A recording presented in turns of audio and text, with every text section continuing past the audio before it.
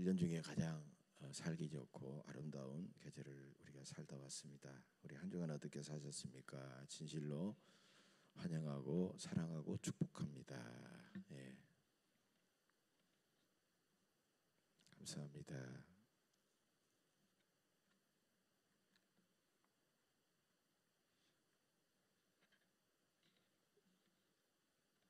예, 오늘은 종교개혁 502주년 기념주일입니다.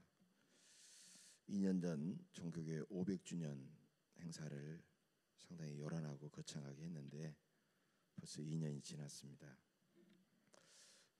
종교개혁 기념일은 1517년 10월 31일 독일의 마틴 루터가 당시 면죄부 판매를 하고 있던 로마의 교황청을 비판하는 95개조의 항의문, 반박문을 독일의 비텐베르크 성당의 정문 앞에 내건 바로 그날을 지금까지 종교개혁 기념일로 지켜왔습니다. 종교개혁의 핵심 결의는 이신득의, 이신칭이라고도 합니다만은 그것이 종교개혁의 핵심 결의입니다. 이신득의는 믿음으로 말미암아 의롭다함을 얻는다, 이런 뜻입니다. 갈라디아서 2장 16절에 이 내용이 자세히 나와 있죠. 사람이 의롭게 되는 것은 율법의 행위로 말미암음이 아니요 오직 예수 그리스도를 믿음으로 말미암는 줄 알므로 우리도 그리스도를 믿음으로써 의롭다함을 얻으려 함이라. 예, 갈라디아서 2장 16절은 정확하게 말씀하고 있어요. 도대체 예수 그리스도를 믿기만 해도 우리가 구원을 받는다. 얼마나 놀라운 은혜요, 하나님의 선물입니까? 여러분, 놀라운 과학적 사실 하나가 있는데 믿거나 말거나 하늘의 저 태양에서 똑딱하고 1초 동안 뿜어져 나오는 태양의 에너지, 그 에너지의 양이 얼마나 큰지, 그 에너지의 총량은 70억 인류가 100년을 쓰고도 남는다라는 겁니다. 믿어지십니까? 그 정도로 태양에, 하나님이 만드신 태양에서 1초 동안 뿜어져 나오는 그 에너지는 이 70억의 인구가 100년을 쓰고 남는다는 거예요. 그러면 예수님의 십자가 은혜도, 예수님의 십자가 은혜의 총량도 지금까지 태어난 인류, 앞으로도 태어날 인류, 그 수많은 인류를 구원하고도 남는다는 거예요. 그게 크고 위대하다는 겁니다. 예수님을 믿고 구주로 영접하면 그 순간 의롭다고 인정받고 하나님의 자녀가 되고 영원한 생명을 누리게 되는 것입니다. 예수님을 오래 믿었어도 우리가 타성에 빠져서 무감각하고 그런 감격을 느끼지 못하고 있다면 이 시간 여러분, 예수님을 나의 구주로 새롭게 영접하시기를 바랍니다. 오늘 본문 로마서 1장에 나와 있는 키워드는, 핵심어는 바로 복음입니다. 그래서 1절부터, 로마서 1장 1절부터 17절까지만 해도 복음이라는 말이 7번이나 계속 나오고 있어요. 복음은 헬라어로 유앙겔리온, 유앙겔리온은 가장 기쁜 소식이라는 뜻입니다. 유앙겔리온은 전쟁에서 승전 소식과 같습니다. 전쟁에서 승리하면 자유인이 되지만 전쟁에서 패배하는 그 순간 전쟁에서 이긴 사람들에게 노예가 되고 종이 됩니다. 예수님은 십자가에서 사탄에게 승리하고 바로 죄의 노예가 되어 있는 인류를 해방시켰다. 놀라운 기쁜 소식을 우리에게 전해줬다는 거예요. 그래서 바로 이것이 유앙겔리온이요, 복음이라는 거예요. 바울은 내가 복음을 부끄러워하지 않는다라고 그렇게 말하고 있습니다. 왜 그러면 복음을 부끄러워하지 않는다고 했을까? 바울은 십자가에서 무기력하게 죽어버린 예수 그리스도가, 예수님이 그리스도라는 주장을 도저히 믿을 수가 없고 그런 얼토당토하는 말을 하는 그리스도인들에게 격분하여 그는 그리스도인들을 붙잡을 체포하고 박해를 했어요. 그러나 바울은 다메섹 도상에서 부활하신 예수님을 만난 다음에 그는 거꾸로지고 그 예수님의 엄청난 은혜와 사랑을 깨닫게 되고, 그리고 즉시 예수님이 우리가 기다리던 메시아다라고 그는 증언하러 다녔어요. 로마서는 바울이 로마 성도들에게 보낸 편지입니다. 로마가 어떤 나라입니까? 로마는 100만 대군으로 전 세계를 정복하여 끊임없이 지배하고 약탈했던 나라예요. 그래서 그 저항했던 유대인들을 가장 멸시했기 때문에 강도와 함께 무기력하게 죽은 나사렛 예수를 가장 부끄럽다라고 그렇게 그들은 생각했어요. 왜냐하면 승리는 진리요 패배는 불의이기 때문입니다. 바울은 그런 로마인들에게 나는 복음을 부끄러워하지 않는다라고 당당하게 선언하고 있다는 거예요. 이건 나사렛 예수의 복음은 너희들이 가진 강력한 군사력보다도 더 강력한 능력이 있다라는 거예요. 복음은 그런 능력이 그 복음 안에 내재되어 있다는 겁니다. 여러분, 능력이라는 말의 헬라의 디나미스, 이것은 여기 말해서 다이나마이트라는 말이에요. 폭약이라는 말이에요.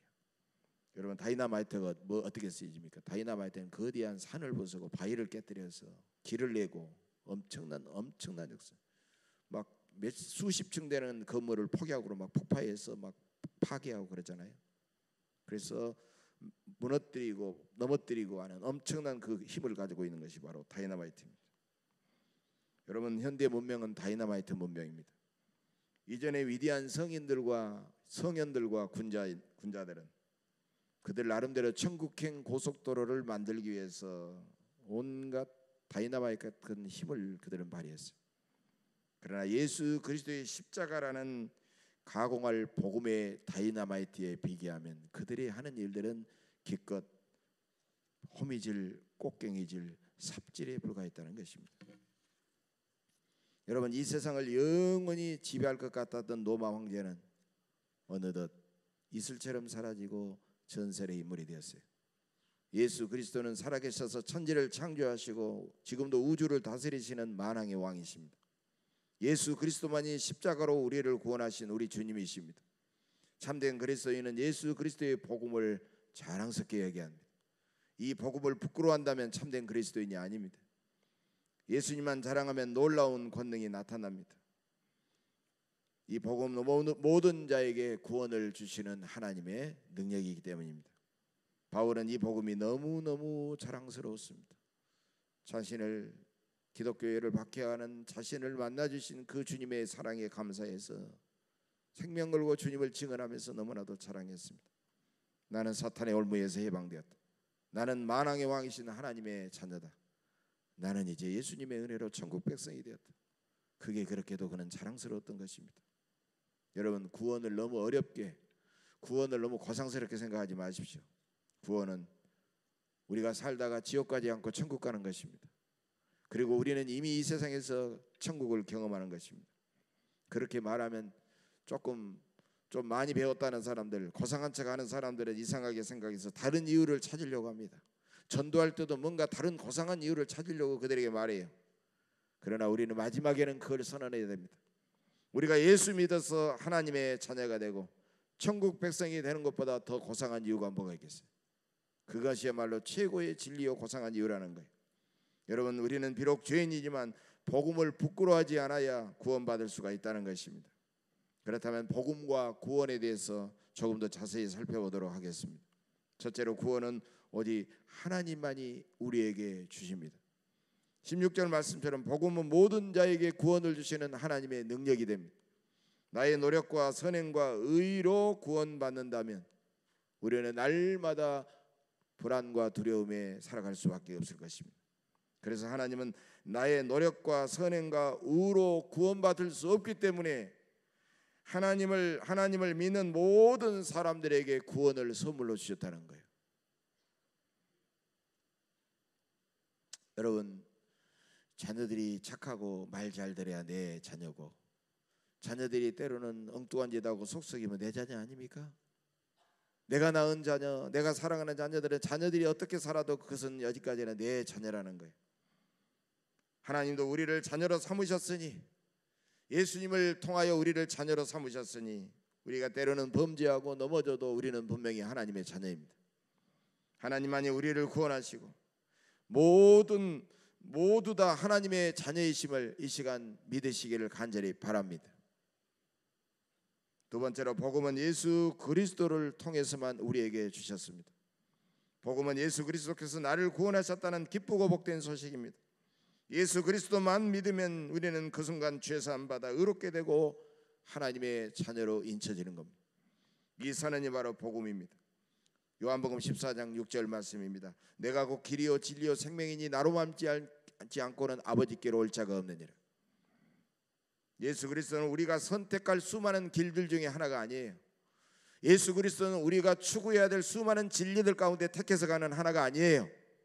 예수 그리스도는 수많은 생명들이 있는데 그 생명 중에서 내가 골라서 가는 그 생명이 아니에요. 예수 그리스도는 우리가 걸어가야 될 유일한 길이요, 예수 그리스도는 우리가 추구해야 될 유일한 진리요, 예수 그리스도는 우리가 얻고 누려야 될 유일한 생명인 줄로 믿습니다. 예수 그리스도가 복음이요, 복음이 곧 예수 그리스도입니다. 최근에 포스트 모더니즘, 후기 현대주의라고 번역할 수 있는데, 이 포스트 모더니즘의 영향을 받은 사람들은, 그들은 세상 사람들과 대화도 하고 어울리기 위해서는 너무 기독교 예수만을 주장하면 안 되겠다 생각하고 기독교 복음의 절대성을 양보하고 부인하는 경향이 있습니다. 그러면서 다른 종교에도 깊이 들어가면 결국 구원의 길이 있다라고 그렇게 주장을 합니다.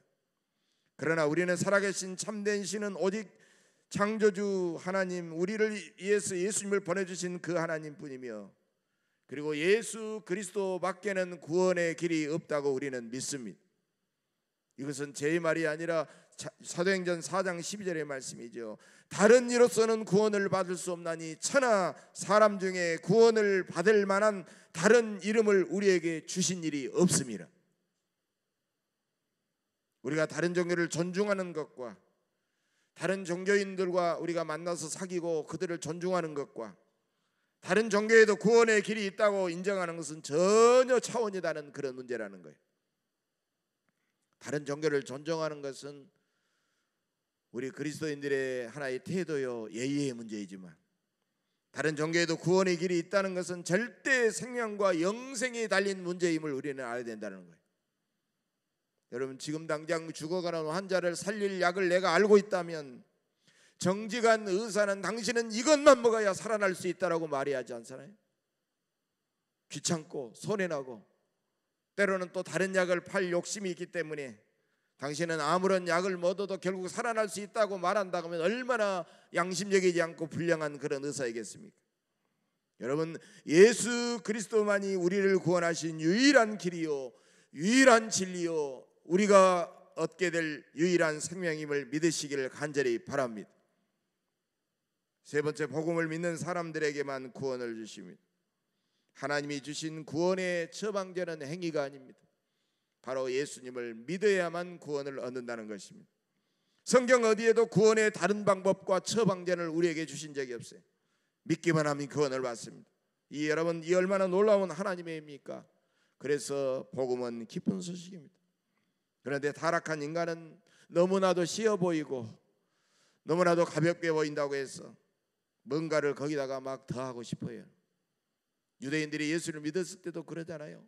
율법도 지켜야 되고 할례도 받아야 되고 그래야 나중에 하는 거지. 너희들은 이방인들을 향하여 너희는 율법도 모르고 할례도 지켜야 하기 때문에 너희는 괜히 예수만 믿어서 무임승차하려고 해서 안 된다라고 했기 때문에 사도 바울은 거기에 대해서 강력하게 갈라디아서를 통해서 그들에게 말씀하고 있잖아요. 여러분, 우리는 복음을 100% 믿기만 하면 구원을 받습니다. 구원은 복음을 100% 온전히 믿느냐 그것뿐이에요. 그것은 헬라인이나 유대인이나 지식이나 야만인이나 남녀노소 빈부 기천, 그것은 아무런 차별이 없다는 거예요. 그러면 예수를 믿는다는 것이 무엇입니까? 요한복음 1장 12절에 따르면 영접하는 자고 그 이름을 믿는 자들에게는 하나님의 자녀가 되는 권세를 주셨습니다. 예수를 믿는다는 것은 나를 지배하던 사탄을 내어쫓고 내 마음 중심에 예수님을 믿고 영접함으로 내 주인으로 모셔드리는 것입니다. 이 시간 예수 그리스도를 여러분의 구주로 온전히 영접하시기를 간절히 바랍니다. 내 인생의 주인으로 예수 그리스도를 영접하신다면 이 시간 크게 아멘 하시기를 바랍니다. 이제 아멘 하셨으니까 이제 여러분은 예수님이 여러분의 구주가 되시고 이제는 하나님은 여러분을 의롭다고 인정하시고 하나님의 자녀가 되셨습니다. 여러분은 구원받았고 영생을 얻었고 이제 천국의 시민권을 받았습니다. 우리가 얻는 구원은 복음을 100% 온전히 믿는 것 외에 다른 방법이 없는 것입니다. 오늘 본문에서 바울은 하박국 2장 4절의 말씀을 인용하고 있습니다. 의인은 그의 믿음으로 말미암아 살리라. 여러분, 이 문장에서 주어는 바로 명사 주어는 의인입니다. 살리라, 살리라 이 말은 동사입니다. 믿음으로 말미암아 이 말은 형용사 또는 부사로 사용됩니다. 왜 형용사면 형용사고 부사면 부사지? 여러분, 명사를 꾸미는 것이 형용사고 동사를 꾸미는 것은 부사인데 왜 두 가지를 내가 이야기할까? 이것은 어떻게 이 믿음으로 말미암아가 무엇을 꾸미느냐에 따라서 그 뜻이 달라지기 때문인 거예요. 이 믿음으로 말미암아라는 수식어가 형용사로서 주어를 꾸미느냐, 동사로서 살리라 동사를 꾸미느냐에 따라서 이 문장의 의미는 전혀 달라진다는 거예요. 믿음으로 말미암아라는 수식어를 부사로 보고 동사 살리라를 꾸미면 이런 뜻이 됩니다. 의인은 오직 믿음 먹고 산다. 의인은 믿음으로 말미암아 산다라는 믿음 먹고 산다. 믿음 의인이 되었으니까 너희들은 믿고 살아라 이런 뜻을 가지고 있어요. 그렇게 번역했다는 거예요. 그런데 이것이 잘못된 번역이라는 겁니다. 믿음으로 말미암아라는 수식어를 형용사로 보고 주어 의인을 꾸며야 된다는 거예요. 의인을 꾸미면 이런 뜻이에요. 의인은 믿음으로 말미암아 살아나리라, 살리라 이런 뜻이에요. 그래서 성경에서도 오직 의인은 믿음으로 말미암아 살리라 이렇게 번역했다는 거예요. 그렇다면 오직 믿음으로 사는 사람은 죽지 않고 믿음으로 살았기 때문에 믿음으로 살기 때문에 그 사람은 죽지 않고 반드시 살게 되지만 자기만을 믿고 자기 선행과 의를 의지하는 사람은 구원받을 수 없다라는 뜻이에요. 예수를 믿어도 그 행동과 그의 삶은 곧바로 완전히 의로워지고 거룩해지지 않습니다. 왜? 죄성이 그 가운데 살아있기 때문입니다. 여전히 죄인이지만 오직 그는 예수를 믿었기 때문에 하나님은 그 순간 죄인이지만 그를 의롭다라고 인정해 주시는 거예요. 그래서 그는 믿음으로 말미암아 그는 의로인이 돼서 살아가게 된다는 거예요. 인간은 자기 힘으로는 어쨌든 스스로 구원받을 수가 없다는 겁니다. 절대 죄인이라기 때문에. 여러분, 평생 동안 물에 빠진 사람을 구조했던 해상구조원이 수백 명을 물에서 건져내었어도 그 사람이 홧김에 사람을 두드러 패고 때로는 살인을 저질렀다면 그 사람은 분명히 살인자입니다. 평생 동안 자기 재산을 털어서 수많은 자선 사업을 하고 신문에도 오르내리고 사람들에게 칭송을 받았어도 국가에다가 낸 세금을 한 번만 탈세했어도 그 사람은 분명히 탈세 범인입니다. 여러분, 우리는 의로운 일, 선한 일을 했을지라도 하나님 앞에 사람 앞에 의로울 수가 없다는 겁니다. 큰 바위도 물에 가라앉고 작은 바위도 똑같이 물에 가라앉습니다. 수천만 번 죄를 지어도 그 사람 지옥에 가고 평생 선을 행하다가 어쩌다 한번 죄를 지어도 똑같이 지옥에 갈 수밖에 없는 것입니다. 여러분, 선행만으로 의로움만으로는 절대로 구원받을 수 없는 것입니다. 하나님의 은혜 외에는 다른 길이 없다는 것입니다. 하나님께 인정받는 길 외에는 다른 길이 없다는 것입니다. 그래서 우리는 의인이면서 동시에 죄인이요 죄인이면서 동시에 의인임을 인정해야 될 것입니다. 그러나 내가 나를 율법의 눈으로 바라보면 분명히 죄인이지만 하나님의 은혜의 눈길로 바라보면 나는 하나님 앞에 구원받은 하나님의 자녀인 것입니다. 하나님은 무조건 나를 십자가의 은혜로서 그 은혜를 믿음으로써 구원해 주셨기 때문입니다. 주님의 십자가는 헬라인에게는 어리석게 보이고 유대인들에게는 꺼리끼게 보이고 로마인에게는 무기력하고 멸시받는 것이지만 모든 믿는 자에게는 구원을 주시는 하나님의 능력이 되는 것입니다. 여러분, 그래서 주님 앞에 나온 사람은 그가 어떻게 살아왔든지 그가 과거에 어떤 허물과 죄악이 있든지 그 누구도 하나님 앞에 버림받지 않습니다. 하나님은 과연 나를 알아보실까? 하나님은 나 같은 사람도 사랑하실까? 하나님은 나 같은 유한죄인도 받아주실까? 여러분, 복음을 믿는다면 조금 더 염려하지 마십시오. 우리는 이미 하나님의 사랑스러운 자녀입니다. 내가 죄인 되었을 때 하나님 아버지는 독생자 예수 그리스도를 이 땅에 보내주셨고 십자가에 피 흘리게 하셔서 우리에게 구원의 길을 활짝 열어주셨습니다. 그 복음을 믿고 주님께 돌아오기만 하면 주님은 나를 의롭다고 인정해 주십니다. 여전히 죄와 허물이 많더라도 주님께 돌아오기만 하면 구원해 주십니다. 예수 믿는 사람들, 하나님의 사람들은 무엇을 먹고 살아갈까요? 믿음 먹고 살아갑니다. 하나님의 은혜 먹고 살아갑니다. 하나님을 믿음으로 살아갑니다. 바로 이것이 기독교 신앙입니다. 여러분은 복음을 믿고 의롭다고 인정받고 구원받았기 때문에 그 이후부터 우리는 누구보다도 바르고 선하고 거룩하게 살아가야 됩니다. 항상 주님 앞에 구원받은 은혜에 감사하며 회개하며 하나님의 그 긍휼을 힘입어 늘 새롭게 살아가야 됩니다. 여러분, 우리가 교회입니다. 내가 곧 교회의 지체입니다. 우리 모두 교회의 지체로서 복음을 믿고 의롭다고 인정받고 새롭게 되어 우리 교회가 새롭게 됨으로, 내가 새롭게 됨으로 우리 교회를 새롭게 되고, 내가 주 앞에서 개혁됨으로 교회를 개혁하고, 그래서 세상에 나가서 세상을 변화시켜야 됩니다.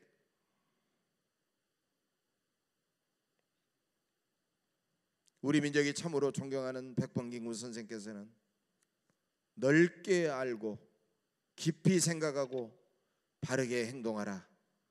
나라 사랑은 거창한 구호보다는 빗자루로 내 집 앞을 쓰는 것이다라는 그런 유명한 말을 했어요.